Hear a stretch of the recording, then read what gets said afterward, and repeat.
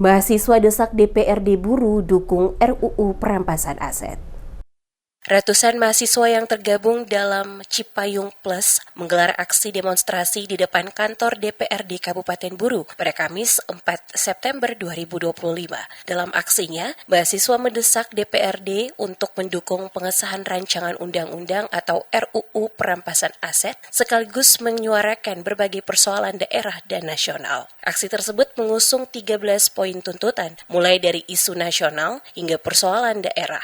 Selain RUU perampasan aset, mahasiswa juga menyoroti kenaikan harga beras, kelangkaan BBM bersubsidi, hingga hilangnya jaringan Telkomsel selama 1 bulan terakhir. Menanggapi desakan itu, Ketua DPRD Kabupaten Buru Bambang Lalang Buana bersama sejumlah anggota DPRD dengan tegas menyatakan dukungan terhadap pengesahan RUU perampasan aset. Dukungan tersebut disampaikan langsung di hadapan massa aksi. Tak hanya itu, Bambang juga berjanji akan segera menindaklanjuti berbagai persoalan daerah yang dikeluhkan mahasiswa. Ia memastikan DPRD akan menggelar rapat komisi pada Senin mendatang untuk membahas solusi konkret atas masalah-masalah tersebut. Sebelumnya, massa aksi juga menyambangi kantor Telkom. Massa aksi yang terdiri dari mahasiswa dan warga menuntut kejelasan terkait hilangnya jaringan internet di Kabupaten Buru dan Buru Selatan yang telah berlangsung lebih dari 1 bulan terakhir. Usai berorasi di kantor Telkom, massa bergerak menuju kantor Bupati Buru untuk menyuarakan tuntutan yang sama.